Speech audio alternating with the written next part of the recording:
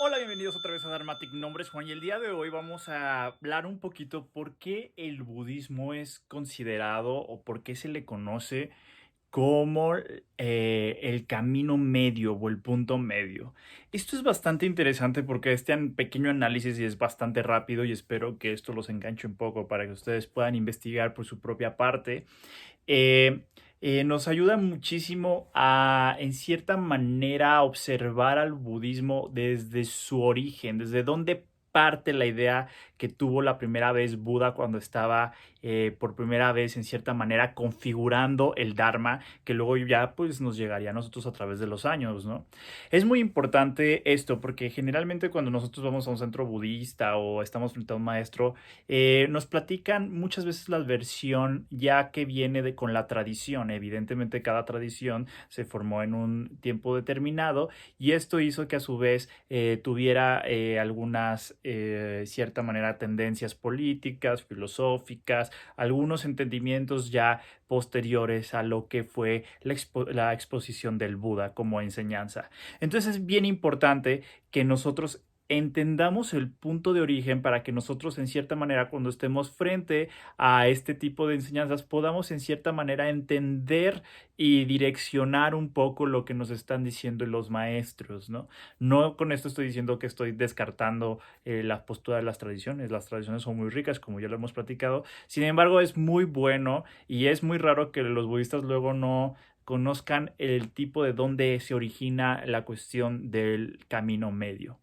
Eh, en esta cuestión del camino medio podemos observar, y esto es algo que nos ayuda en cierta manera para no malentender al Dharma o al budismo como si fuera una postura en cierta manera, podríamos decirlo, pesimista, ¿no? Como el budismo habla muchísimo del sufrimiento, pues muchos luego piensan que el budismo es una cuestión pesimista. Y justamente el tema del punto medio nos puede ayudar a entender de cierta manera que el budismo no es para nada una filosofía pesimista y que al contrario podemos localizar en cierta manera en una escala en donde se encuentra el budismo dentro de su propia forma de pensar, ¿no? El camino medio o el punto medio se origina primero de una historia. Yo digo que tenemos como dos vertientes. La parte de cómo se lleva lo que el Buda descubre a través de una historia y la otra en donde posiciona su filosofía. La primera parte viene de la historia de cuando el Buda justamente era asceta y que estaba a punto de casi fallecer porque no comía, todavía no lograba la iluminación, estaba con los cinco ascetas. Él escucha justamente esta historia a lo lejos de un maestro de citara. Las citaras son estas guitarras que son larguitas de la India, donde le dice justamente a su alumno que si uno quiere aprender a tocar la citara bien, que se escuche bien, melódica, uno no tiene que tensar tanto la cuerda porque si no se rompe la cuerda cuando tocamos y tampoco dejarla muy guanga, porque si la dejamos muy guanga, se escucha desarmónico. Entonces esto al Buda le llega a una especie de, le cayó el 20, se dio cuenta y logró un insight y dijo, es cierto, toda mi vida yo me la he pasado entre una vida llena de lujos en el palacio y una vida llena ahora de precariedades o de limitaciones, ¿no? Ahora como asceta. Seguramente la iluminación se encuentra en el punto medio, ¿no? Entonces ahí, al final de cuentas, él echa por primera vez luz hacia dónde tiene que ir en estos dos formas de vivir la vida y apunta hacia ahí. Entonces es muy importante, por eso recibe la cuestión del el nombre y el apodo del camino medio, ¿no? Eh, Cuando nosotros lo vamos ahora en la parte filosófica, y esto es bastante importante entenderlo, les digo que luego, no sé por qué luego a los budistas no llegamos al entendimiento bien de esta situación, porque nos ayudaría muchísimo como budistas a en cierta manera perfilar la enseñanza del Buda.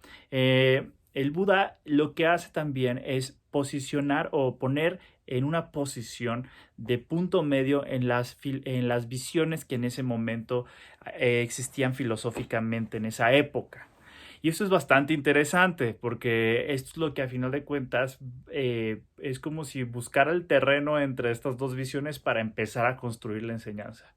Y estas dos visiones ya lo hemos mencionado, pero para recordarlas, justamente era la visión, podemos decirlo, eternalista y la visión fatalista. Entre estas dos versiones se vertía muchísimo la visión de la época, ¿no?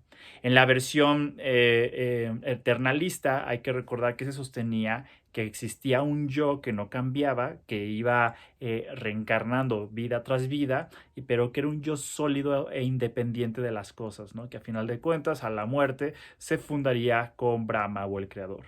Por la otra parte teníamos a los fatalistas, ¿no? Que podríamos encontrar ahí muchísimas expresiones del fatalismo, ¿no? Por ejemplo, como personas que sostenían que después de la muerte no existía absolutamente nada, así que no valía la pena. Era una especie de visión nihilista, de no encontrarle sentido a la existencia, ¿no? Y había una total negación de la vida después de la muerte, ¿no? Entonces estas dos posturas se mantenían completamente en los polos, tanto los eternalistas que sostenían esta figura del alma inmutable que iba reencarnando y la otra parte donde decían no, no pasa nada, ¿no? El nihilismo, entendido como fatalismo, y los eternalistas, ¿no? O los deterministas, también podríamos llamarlo. Entonces, lo que hace Buda es que se ponen en medio de estos dos y dice, no, no, no, no pasa ni una ni la otra cosa, ¿no? Y empieza ahí a construir, y es cuando nosotros vemos cómo de esa base del entendimiento empieza a construir, por eso tenemos nociones tan importantes como lo es el concepto de anatma, que hemos hablado anteriormente en un video, que es justamente el concepto del no yo, ¿no? De ahí se empieza a entramar muchas de esas cuestiones, incluso obviamente la interdependencia de los fenómenos, causa y efecto, y obviamente la impermanencia, tiene que ver con esta postura que tiene el Buda del punto medio para no casarse con una postura extrema o la otra, ¿no?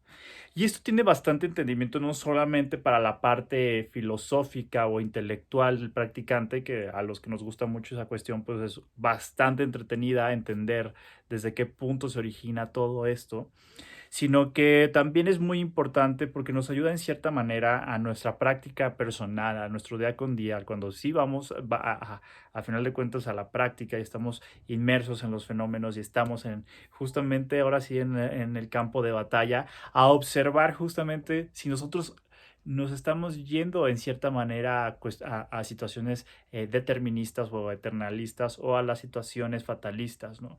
Esto nos ayuda un poco a encontrar un norte dentro de la propia práctica. Si nosotros aplicamos esta visión del punto medio, nos puede servir justamente para deshacernos de ciertas circunstancias o de ciertas creencias o de ciertas opiniones que tenemos que pueden caer en dos extremos, ¿no? Y que a final de cuentas lo que nos invita el Dharma del Buda es ponernos en un punto medio para entender lo que está pasando, justamente como él lo hizo, ¿no?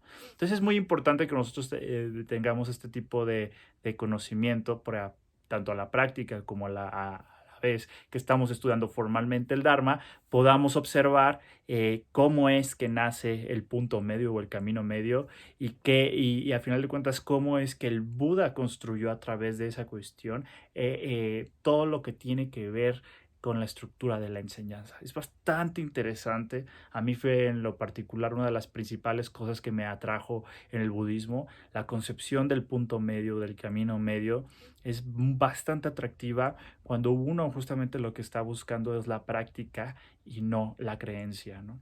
Quiero que me cuentes tú qué opinas y qué tú sabes más acerca de esta cuestión del camino medio o del punto medio. Tú nos puedes escribir aquí abajo. Me gustaría que me platicaras también cómo tú entiendes esta cuestión del camino medio. Eh, eh, ¿Te ayuda en cierta manera el hecho de concebir el punto medio o el camino medio que tiene el Dharma para tu propia práctica? Entonces me gustaría que me platicaras aquí abajo. Y pues nada, esto fue el video del día de hoy hablando del camino medio. Y pues yo me voy, pero no me voy sin antes decirte que Buddha bless you.